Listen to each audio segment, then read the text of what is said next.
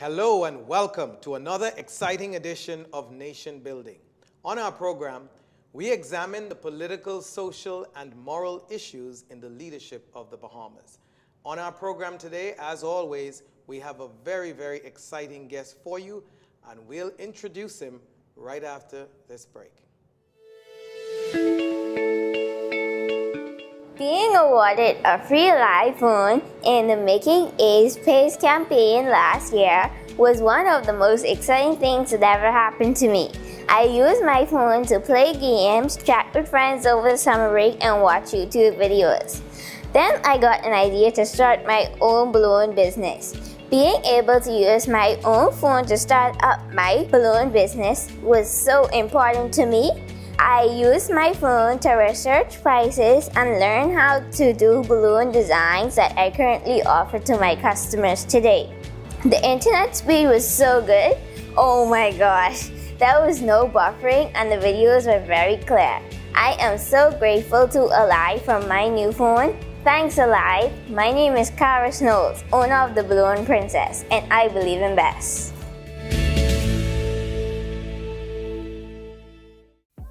It's the market for the entire family. Sawyer's Fresh Market. Bahamian owned and operated, Sawyer's is known for the lowest prices on meats, produce, fresh fruits, and vegetables. Check them out on Facebook and the Freeport News to find out all of their weekly specials and their monthly blowout sales. Sawyer's Fresh Market. Your grocery bill just got lower.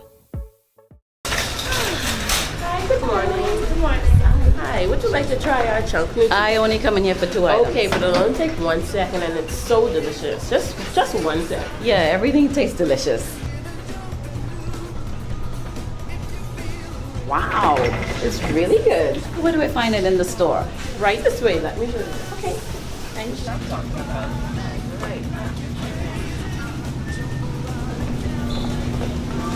I'm glad to see you. Do the shuffle. It's been a while, do the shuffle. I can't do shuffle, man. You know what? You need this. What's that? Junkanoo Juice Medley.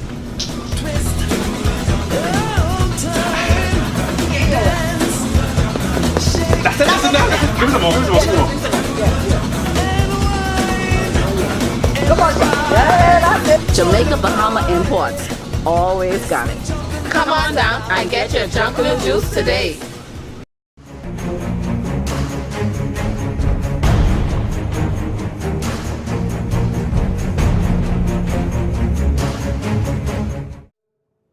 Welcome back to Nation Building. I'm your host, Winston Pinnock. Today we have a very, very exciting program for you. We are today, as we do quite often, at least once a quarter, talking to get a spiritual pulse of the country. And we have today, it's my delight to introduce to you a young and dynamic pastor who is wearing 2 hats today. He is the Assistant Superintendent of the Bahamas Evangelical Church Association and also acts as Senior Pastor of Freeport Bible Church. And I introduce to the nation Mr. Kyle Maycock. Thank you. Welcome to Nation Building, Mr. Maycock. Thank you, Mr. Pinnock. Thank you for having me. It's your first time here, Pastor. It is, yes. And you have a lot of things going on, and that impacts Grand Bahama more in particular, but also you serve in a capacity that is influencing and impacting your church organization in the country, so that you serve as assistant superintendent over churches. I believe your superintendent is Beckles? Pastor, yes, Cedric Beckles. Cedric Beckles, who also pastors a church in Grand Bahama. Yes.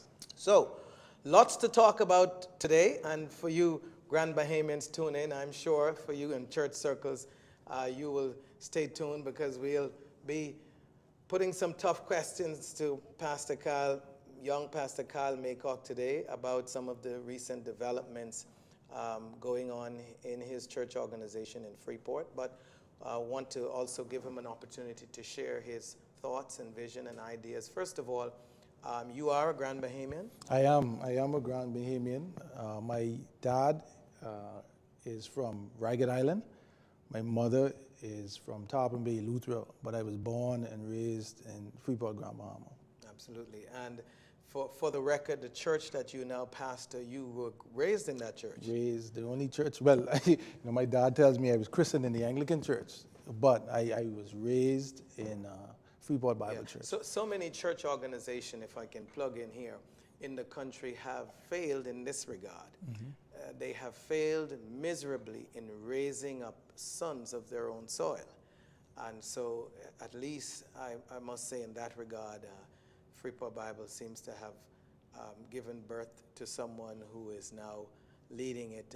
Were you a part of the young people's ministry, children's ministry? Absolutely. I actually was privileged, and a number of us that are still there, we are products of the children's ministry there. So we came up through, some of us through nursery, children's ministry, student ministry, college age and career ministry, and now as an adult contributor to the ministry. So we have a good core that came up through the system. And I know that you're under 40. Yes. You're still Slightly. a young, still slightly under 40. Slightly. It sounds like close to 40, but you're still a young man. Yes. In ministry, it's unique. I don't know. You might be able to tell me. I don't know if there is a person acting as senior pastor anywhere in the country. I'm sure there might be, but not in any of the significant churches that I can recall that is under 40. Is that the case? There are a few, in Grand Bahama, I know there are a few. There's a younger pastor, Pastor Glenn Russell. There are a few that may have a bit smaller. Well, suffice it to say that there are not many. No, there are not many. And for a young, developing country, we should have more young people in leadership. I spare no effort in promoting that. You always hear, and the young people say it all the time, that leaders in political circles and spiritual circles talk about the youth, and that you hardly ever see the youth rising up to true positions of power. So it is commendable. Yes. I want to just talk a little about your development and your background. You hold a Bachelor of Arts degree from biblical studies and pastoral ministry from Trinity College in Tampa. Yes. And I noted that you are a trained pastor. Yes, yeah, formally trained. I had the opportunity to go off to school very early in my 20s. Actually, the church, Freeport Bible Church, and the association that I also serve in, they were instrumental in actually funding my education, so my formal education. And so, yeah, I've had the opportunity to pursue my calling, my dream, formally. So you're not just a product of the ministry in the sense that you had the benefit of growing up in the church you now pastor, but you're saying the church actually helped to pay invested in you. So this was, you are a protege of your late pastor then? Absolutely. We have similar stories. As a matter of fact, the college I went to is the same Bible college that he studied in.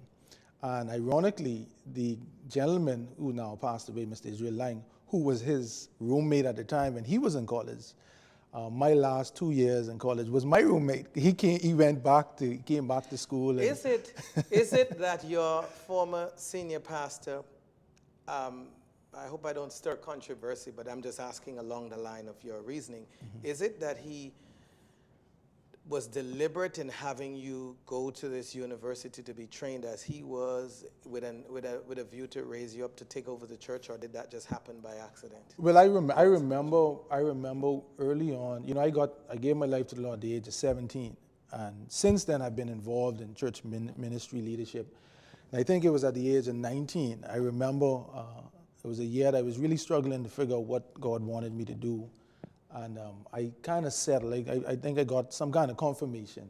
And I didn't know how to go about it. It was about 3 weeks later.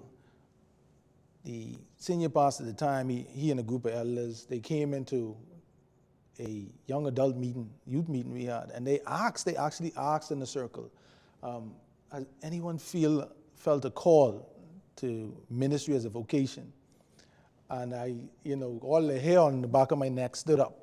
And I was in the circle, and nobody really put their hand up, and I was like, this was an opportunity. And I put my hand up. I told him that this is something that I feel called to do. At what age was that? This was at 19. This was at So 19 you were years an old. adult, but a Yes. young adult. Yes. So you went off, got formal training that you said the church partially funded. Yes.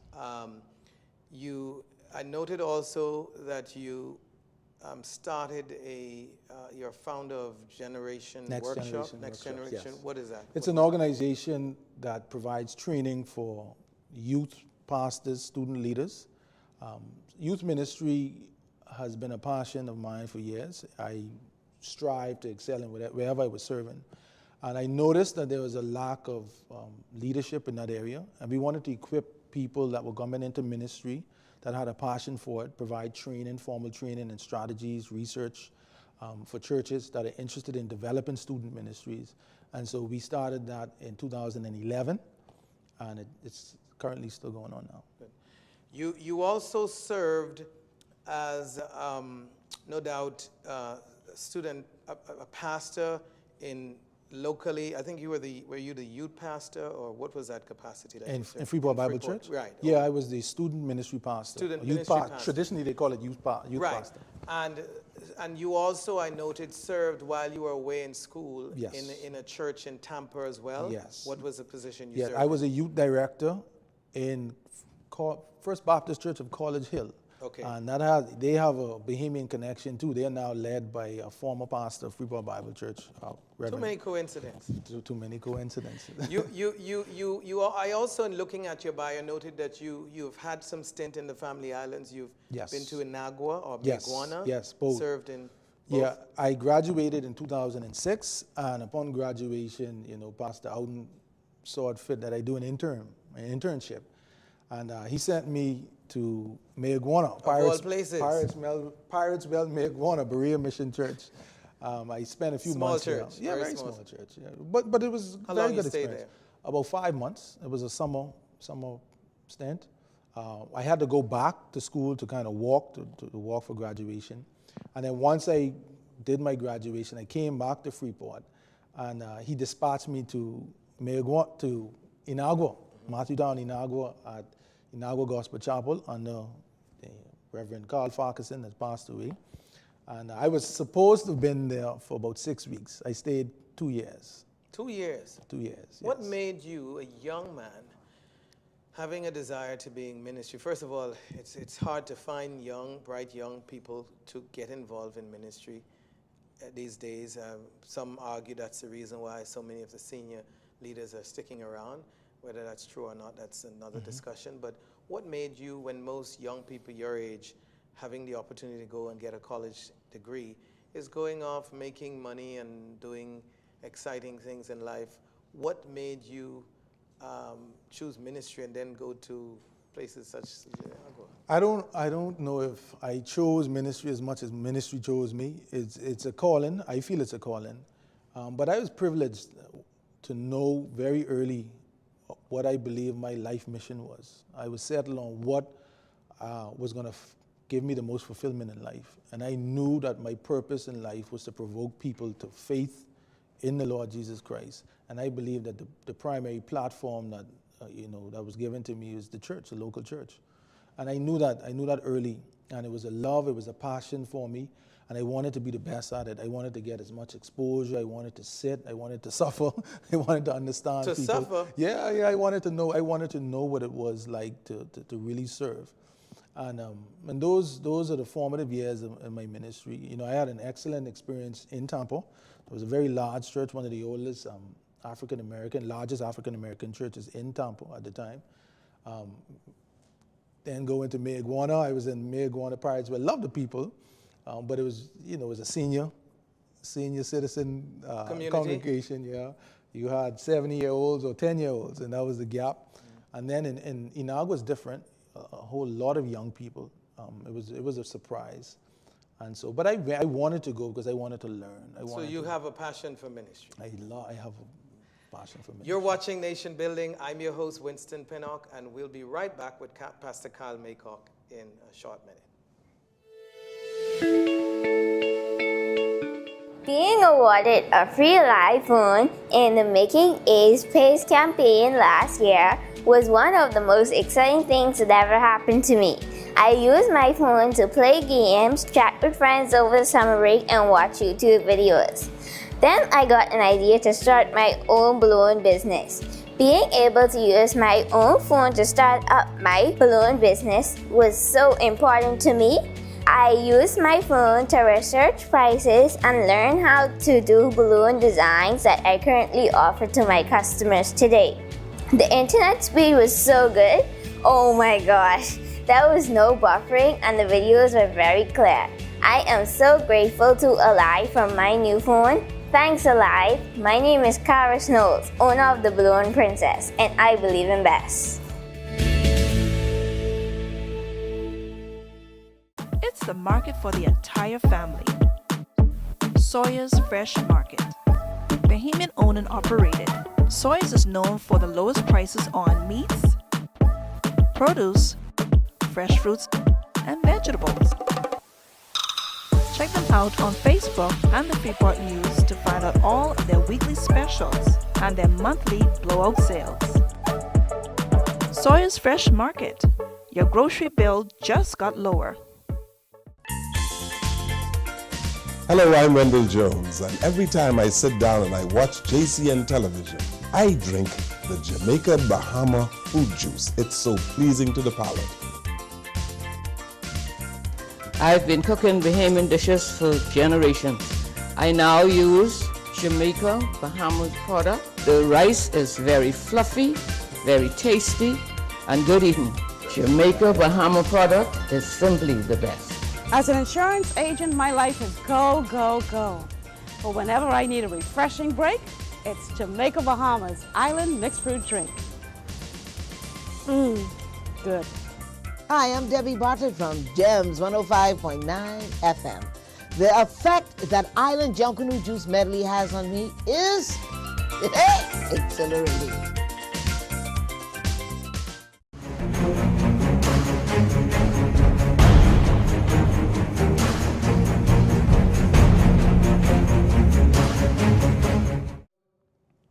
Welcome back to Nation Building. I'm your host, Winston Pinnock, and I'm here today. We're talking about spiritual impact on the country. We're talking to a pastor, a young pastor, who is young and dynamic, but also in the midst of a challenging situation, which we're going to get to shortly, who's leading a dynamic church in Freeport, Grand Bahama that has had a tremendous impact on that community for decades. And so we're going to be finding out a little more about this young pastor and his leadership in that community, and more particularly in his church organization, and where they go after some challenges they had recently. Let's talk a little, Pastor Kyle Maycock, about the history of Freeport Bible Church. You have inherited a church that you didn't have to build. You, unlike many pastors who have journeyed their life building a ministry, you have, some might say, some things fell into your lap. I don't know how you want to term that, but you have inherited a ministry that has moved on to build a significant edifice, significant membership prior to a recent split. That has a preschool or primary school, I believe. Primary school. Pre and primary school. So you have a significant organization to lead. And people would wonder, with your youth and some would say inexperience, how do you move from the history of the church to the future? And we're going to dive into that. But talk about, more specifically, about when was Freeport Bible started and by whom? Freeport Bible Church, well, this month, September, we celebrate 42 years of ministry. It was started by Reverend Ed Gadet. He planted the church 42 years ago. Is he still alive? He's still alive. He's here now, so he's had some physical challenges. He had a stroke a number of years ago. His wife Mary is primary caretaker of his family, but he's still alive. But he planted Freeport Bible Church 42 years ago. He was the first pastor, Shortly after him, Pastor McLam came and spent a few years. Was he a Bahamian? No, he was a foreigner. He was a foreigner, and he spent about 2 years as the pastor, and then the former senior pastor, Pastor Will Bowden, he was appointed a little over 33 years ago, and he served until his passing in January 2017. And so the church has been around, like we said, for 42 years, providing ministry. We've had 4 locations. We started off in 76 at Jobson Avenue in an apartment, then the YMCA, and then we just kind of moved around until we found our home. Both campuses, they are on West Atlantic and Norma Headley Drive.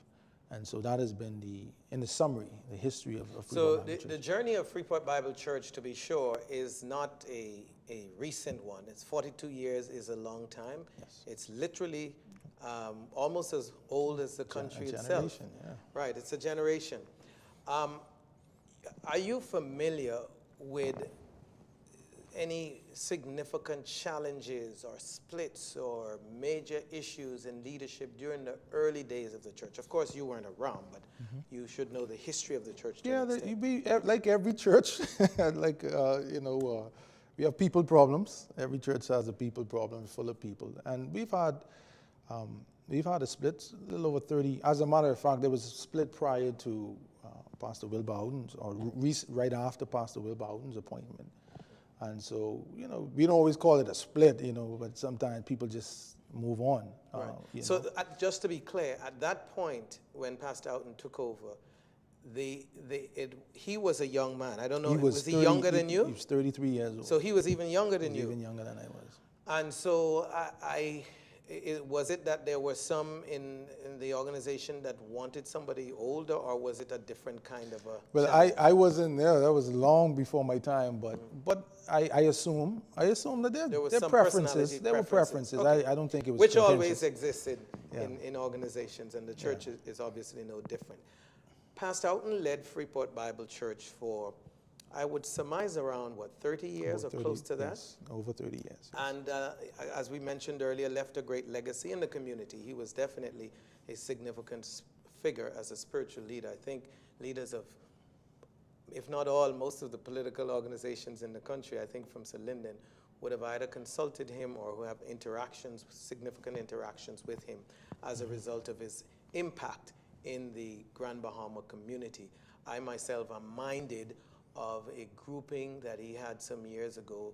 I don't remember if the name was a pastor's council or whatever, that sought to take up forum that took up social issues in the community and brought leaders together from several different church, which I thought was commendable in an era when churches and their leaders don't seem to be getting along, but he certainly seemed to have been a figure that was able to do that. So we have to just quickly find out from you how the baton was passed from Pastor Houghton to you in terms of, I know he passed away, he was sick and eventually, unfortunately, passed away last year, January, you said? January okay. 27th. So how has been that transition? You are now the pastor, but in summary, how does that transition go?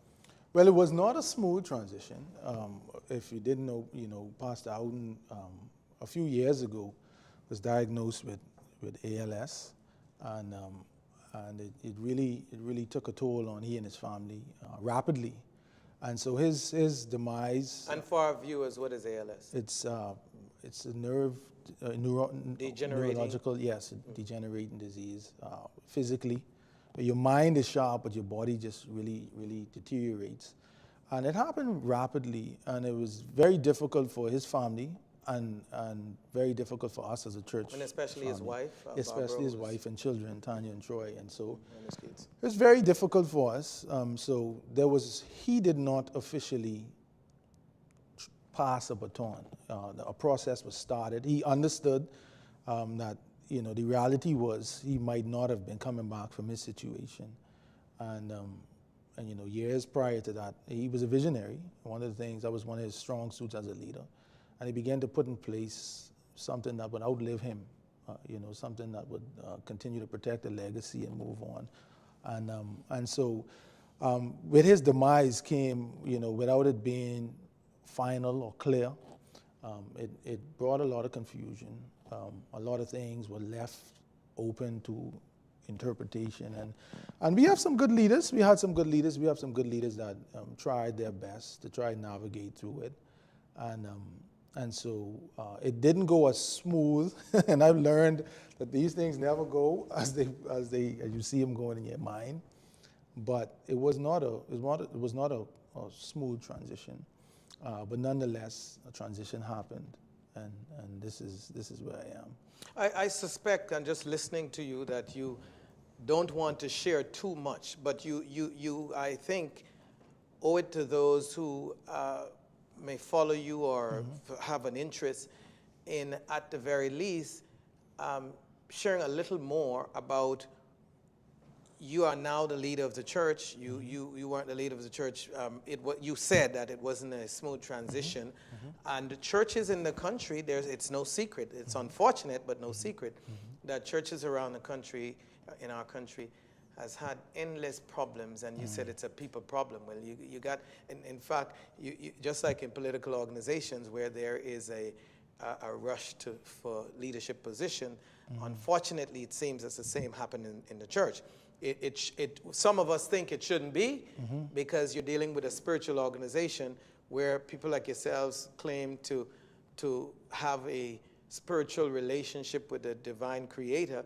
You'd want to think that an organization led by a spiritual leader would follow the guides of the Bible. What though, in addition to my question of wanting a little more meat on the bones, what is the fundamental problem with churches in the country with these splits, I call them, and issues where you find leaders can't? Is it just basically a power grab? What is it? No, I don't always think it's always. Every church is different. A church is as complex as its people.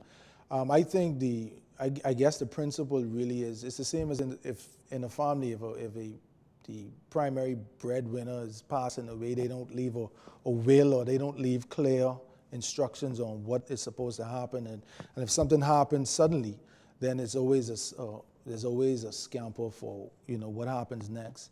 And so I think proper succession planning in churches, clear succession planning, I think that's lacking in most Christian organizations. And would you accept, on behalf of your former leader, your late pastor, which the community has tremendous respect and regard for, so we don't want to take anything away from his legacy, but wouldn't you accept that there might have been some failings in that regard, because you are confessing today that if the church has proper planning and transition, you shouldn't have these challenges? Yeah, and I think in the process of getting healthy, I know that years before, even before his diagnosis, that it was something that was being put in place.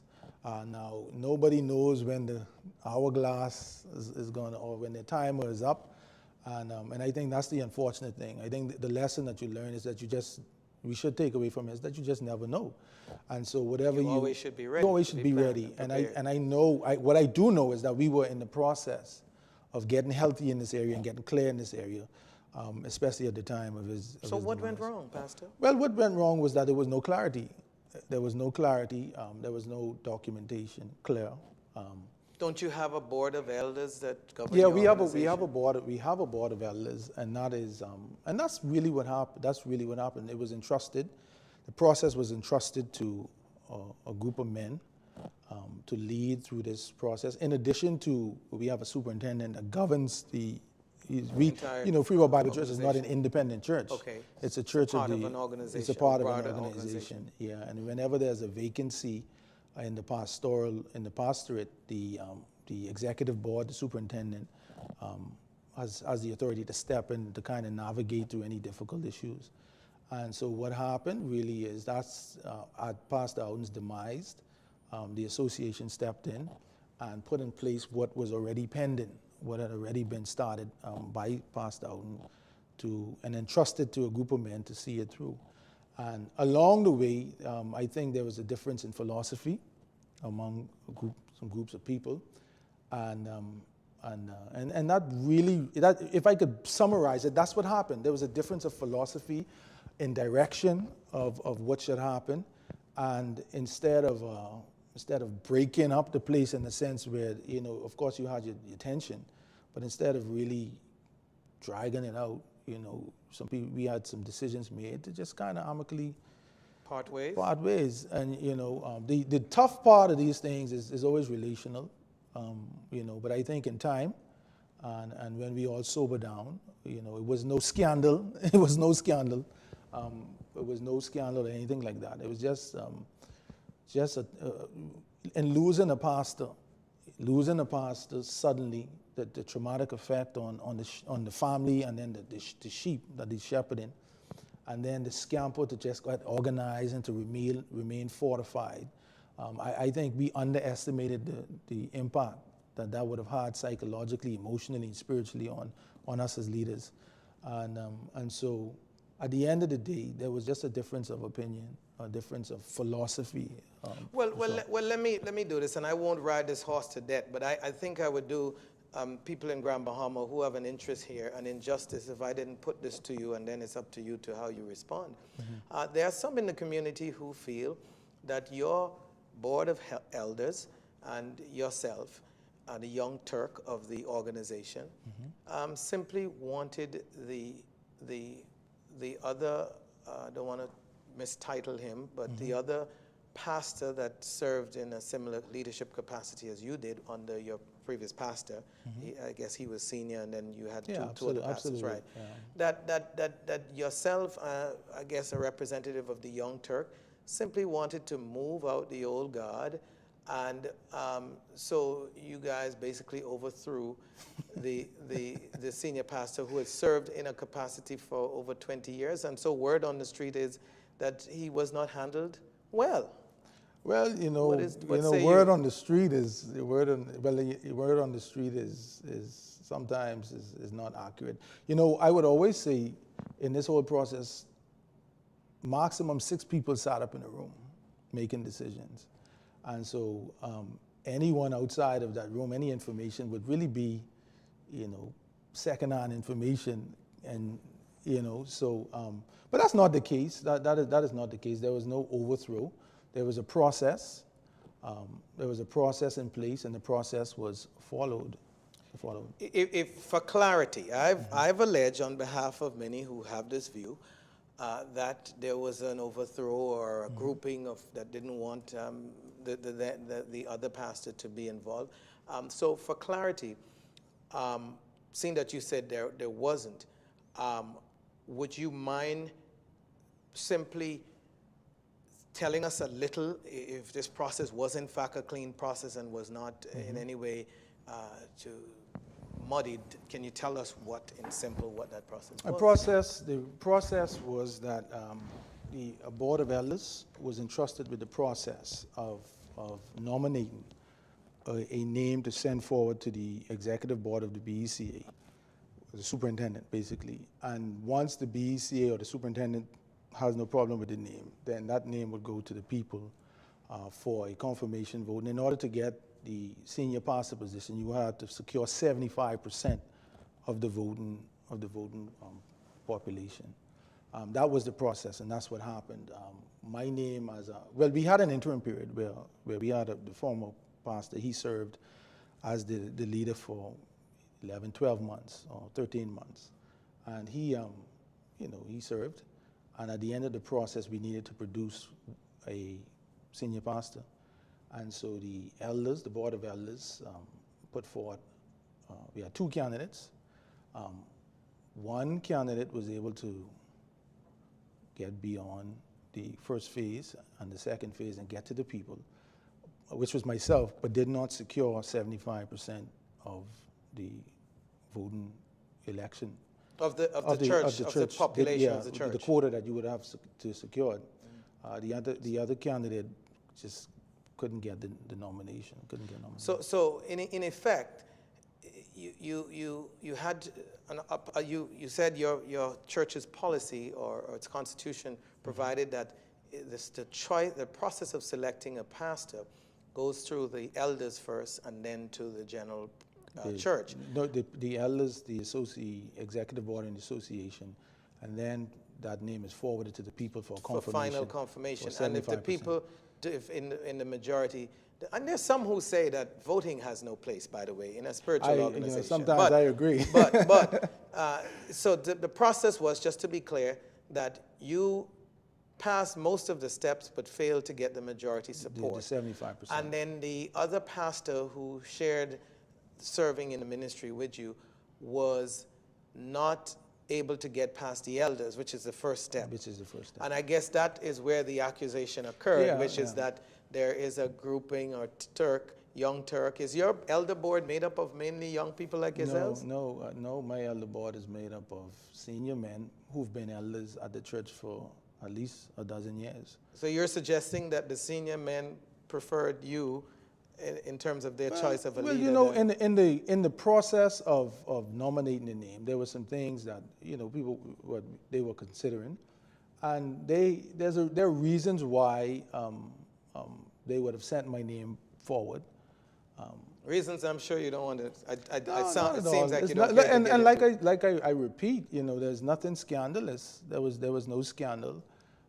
There was no scandal, and that's just the way the process. That's just the way the process. Unless an elder says, you know, one of these guys come out and say that this is a malicious thing, you can't judge. Okay. Unless you So can point to just to something. be clear, so we don't dwell on this any further. To be clear, you're alleging, and you're saying rather, that the process that governs your church organization was followed. Absolutely. And you're being chosen by the process, except that you didn't get a majority. But let me be very clear. I am not at this point the sitting senior pastor. You're acting. I am an interim. I was appointed an interim 6-month interim position. Okay. We still do not have a permanent sitting senior pastor. So you're going to go through another process of voting? There's a again? process that we have to follow, and we've committed to that process. We were not going to circumvent the process. So just to be clear, the process was followed to where it is now. Yes. And you believe that your organization is still doing the right thing in terms of I upholding.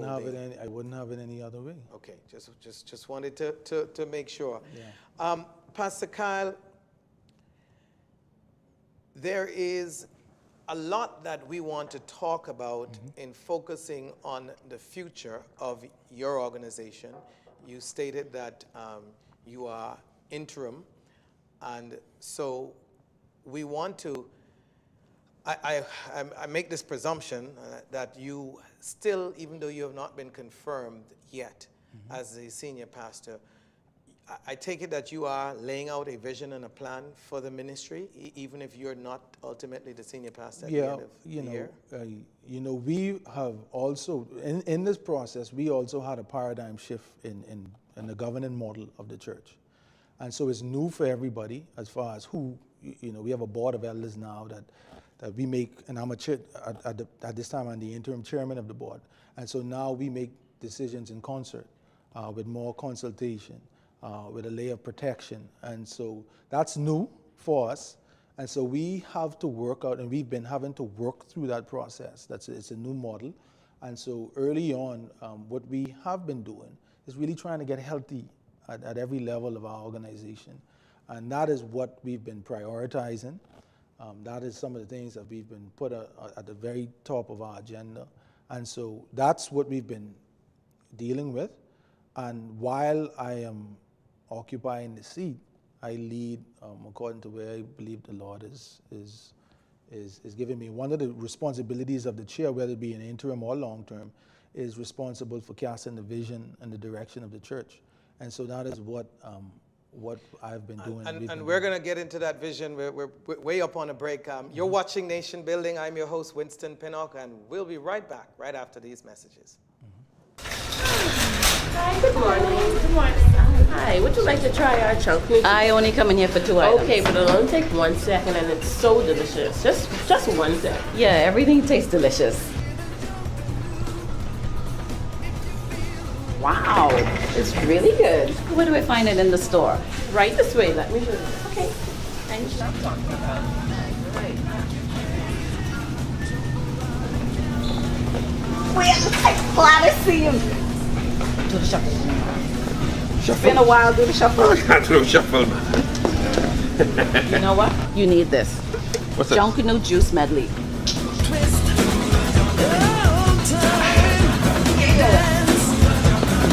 That's it.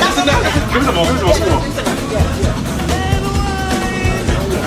Come on, that's it. Jamaica Bahama Imports. Always got it. Come on down and get your Junkanoo juice today. Who said you can't get great quality products at an affordable price? If you want the best quality food products at the most affordable prices, you must pick up the Jamaica Bahama brand of fine quality products at your favorite food store. Products like Jamaica Bahama Coconut Water, the most healthy and refreshing drink on the market. Jamaica Bahama Fruit Punch, the only fruit punch in the Bahamas made from real fruit. Jamaica Bahama coconut milk, green pigeon peas with coconut milk, condensed milk, kidney beans with coconut milk, corned beef, green pigeon peas, mackerel, and corn. Jamaica Bahama's fine line of products is available at all your favorite food stores and convenience stores nationwide. Telephone 351-8282 in Freeport and 341-4091 in Nassau.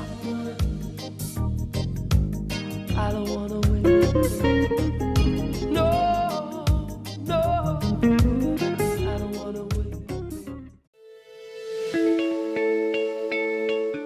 Being awarded a free live phone in the Making A's Pays campaign last year was one of the most exciting things that ever happened to me.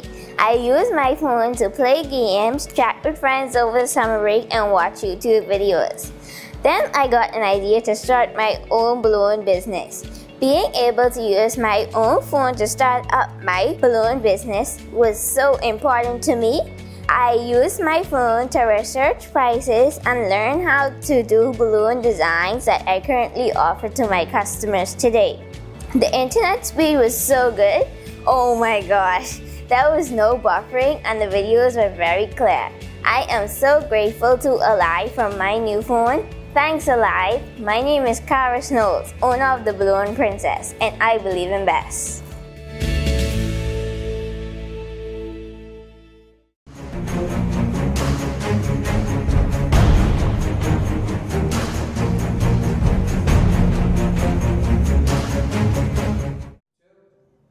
Welcome back to Nation Building. I'm your host, Winston Pinnock, and we are here with Pastor Kyle Maycock, who is acting as a senior pastor for Freeport Bible Church, a significant dynamic ministry out of Freeport, Grand Bahama. Pastor Kyle, in this final segment, wanted you to share, as we are getting ready to close the last segment, you talked about, though at this stage you are the interim acting senior pastor, your responsibility still requires of you to have a vision and to create a vision for the future of the church. And so for the benefit of those who are part of your ministry, those who may be considering, and just for the nation in general, share with us as a young pastor, what is your vision for the city, the community of Grand Bahama and your church? Yeah, well, thank you. One of the things, I've been privileged to have been exposed to some great leaders, Christian leaders in the country and abroad. And the unique thing about Freeport Bible Church is that its vision that we have now, which is to love God, love people, and serve the world, is extremely simplistic, but it's profound. And my responsibility now is to build on what was already established. We've always had a reputation of being a community-centered ministry where we want to impact families, impact lives. And that is exactly, we're going to take it to the next level. But in addition to some of the things that we are going to do, traditionally in church circles, the very little strategic planning goes into outreach, into making an impact. A lot of that stuff is left up to the Spirit. I mean, and I don't want to say it in a derogatory way, but I believe that we are at a time where God demands a little bit more intellect, a little intentionality. And when we plan and decide that we have a product, in my word, that we believe that the community needs, that the world needs, then I believe that we ought to put our best foot forward. And so, on our we put a strategic planning committee together. We know we've identified a target audience in our city. We know who they are, we know where they are, we know what they like. And so, in those sessions, in those planning sessions, data has a place around the table. It's not the only thing, but we're very intentional on who we're trying to reach. We know that the largest unchurched population in the city are those that fall into the ages of 21 and 40. And those are the people we want. We want to frame our ministry to attract, to inspire, and to reach out to those people. Is it a matter of being strategic, Pastor, just to reach people and build a big church? Not at all. Like many churches are accused of doing? Or this audience, what is the purpose? Why reach that group? Well, I believe that the church is the hope of the world. I believe that based on the dynamics of where we are as a country, the gospel has a place in the life. It's a transformative element in the life of everybody. We have families that have been reunited because of the power of the gospel. We've had lives transformed because of the power of the gospel. We believe that it's potent. We believe it's important. We believe it's relevant. And so the why is really because God loves these people, because he loves us. We're not absent from the people we're trying to reach.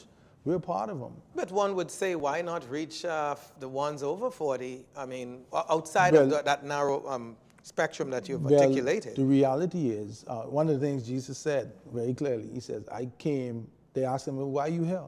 He said, I came to seek and save that which was lost. And so he prioritized coming to reach people that were lost. He said, it's not the healthy that needs a physician, it's the sick. And so but just to be clear, not to interrupt you too much, but just to be clear, you have articulated an age group, and I'm just simply saying, that age why group, narrow to just that age group? Well, we believe that age group the church needs to have an impact on that age group. And we've seen a decline in the effectiveness of the church to attract, to infiltrate, to inspire that age group. So you're talking about the church in broad. The church in broad, not specifically. Okay. So your studies show that age group the church is not effective in reaching. Those. Okay. And we want to reach. We salivate for that group. That's very important. I have to ask because it's important to understand. I mean, the church today is being accused of so many crazy stuff, and unfortunately, there's not without merit in many instances, and so. We want to see what your generation of leadership looks like.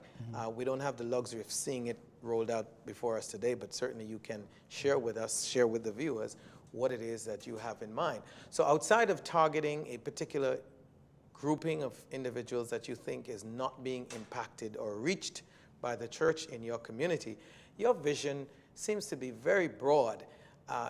Many churches, ministries talk about reaching the world when the Bahamas seems to be going to hell, many say. So the question then is, as a follow-up, is how are you planning to, especially a grouping that I haven't heard you mention is men. There's a gap in the male leadership. There's a deficit in male leadership in the country as a whole, and I'm sure it's the same in your community. So the question is there a plan? Absolutely. We want to, first of all, we want to promote male leadership. That is we want to target. In that demographic, we have a specific target on men. We know where they are, we know what they want, we know what are their challenges, and we are framing our ministries, we're framing our language, we're creating a culture, again, to attract them, to infiltrate where they are. We don't always, our philosophy is not always event-driven, but we have this philosophy called invest and invite. And we believe that people reach people. And the people that we've been entrusted to, our leaders, our congregants, our members, we want them to buy into a philosophy that they are influencers, and the greatest influence you can have on somebody is in the context of a relationship that you already have. Our language is not to condemn men. One of the things that we got back from men is that they feel that the church is too condemning. We very rarely do we celebrate men. We celebrate Mother's Day, Mother's Day in the church is a big day. Father's Day is less than. But we want to promote male leadership.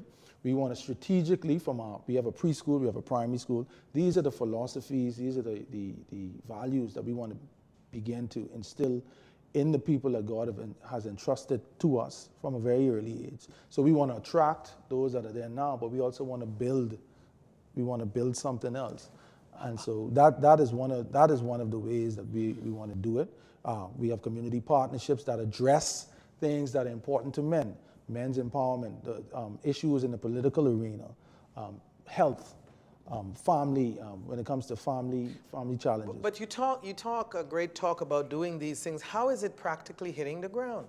Well, what we are doing is we've already identified and mobilized men that have a passion for other men. That's one.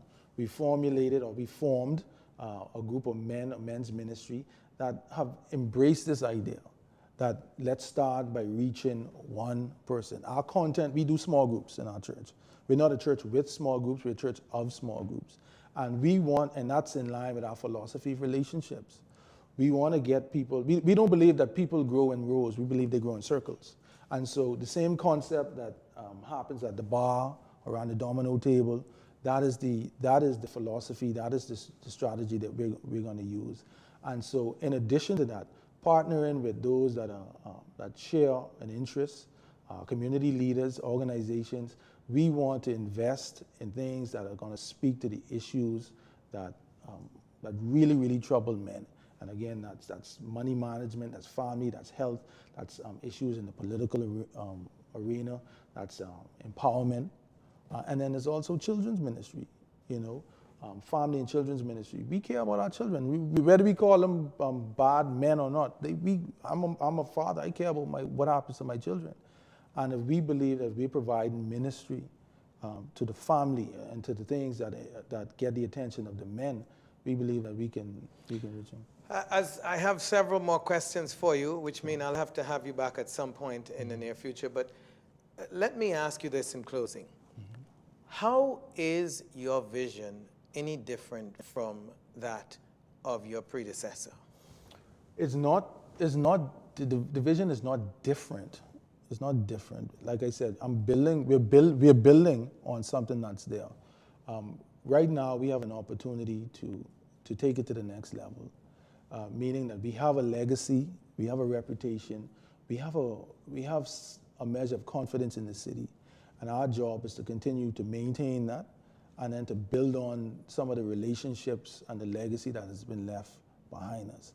We aren't reinventing the wheel.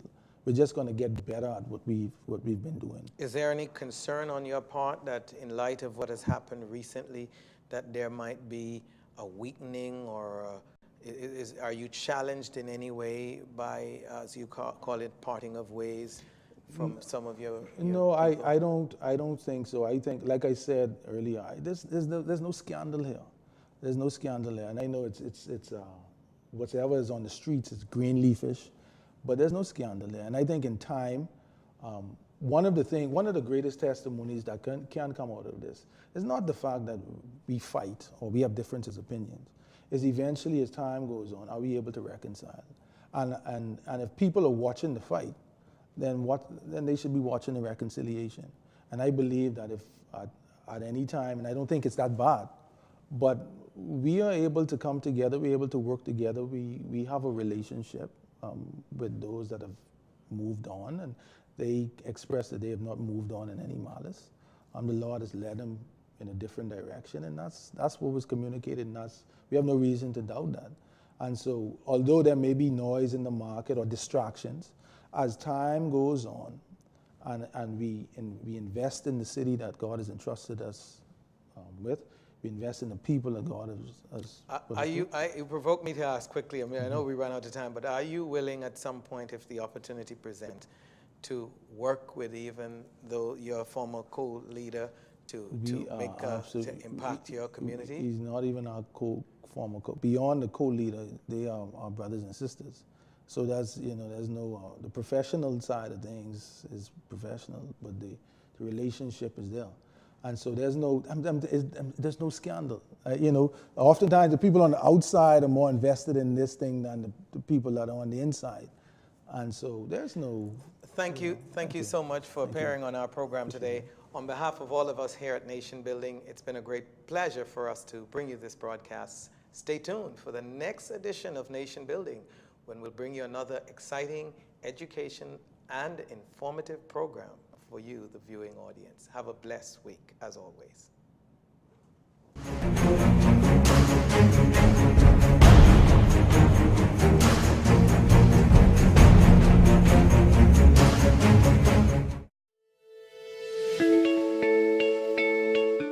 Being awarded a free iPhone in the Making A's Pays campaign last year was one of the most exciting things that ever happened to me.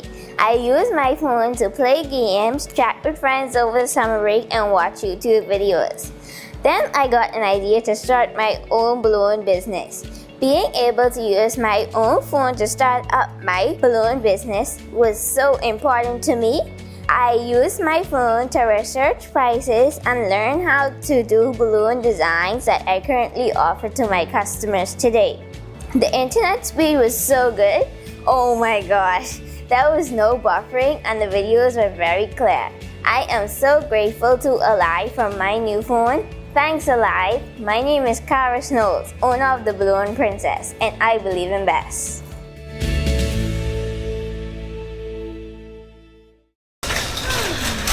Good morning.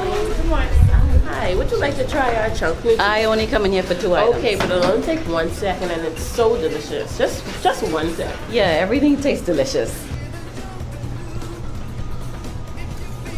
Wow, it's really good. Where do I find it in the store?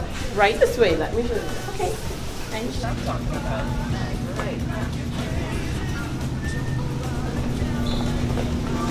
I'm glad to see you.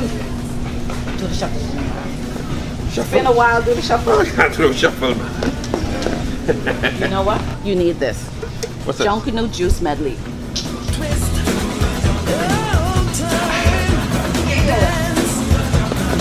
That's it. Give me some more. Come on, yeah, that's it. Jamaica Bahama Imports. Always got it. Come on down and get your Junkanoo juice today. It's the market for the entire family. Sawyer's Fresh Market. Bahamian owned and operated, Sawyer's is known for the lowest prices on meats, produce, fresh fruits, and vegetables. Check them out on Facebook and the Freeport News to find out all of their weekly specials and their monthly blowout sales. Sawyer's Fresh Market. Your grocery bill just got lower. Who said you can't get great quality products at an affordable price? If you want the best quality food products at the most affordable prices, you must pick up the Jamaica Bahama brand of fine quality products at your favorite food store. Products like Jamaica Bahama Coconut Water, the most healthy and refreshing drink on the market. Jamaica Bahama Fruit Punch, the only fruit punch in the Bahamas made from real fruit. Jamaica Bahama coconut milk, green pigeon peas with coconut milk, condensed milk, kidney beans with coconut milk, corned beef, green pigeon peas, mackerel, and corn. Jamaica Bahama's fine line of products is available at all your favorite food stores and convenience stores nationwide. Telephone 351-8282 in Freeport and 341-4091 in Nassau. I don't wanna win. No.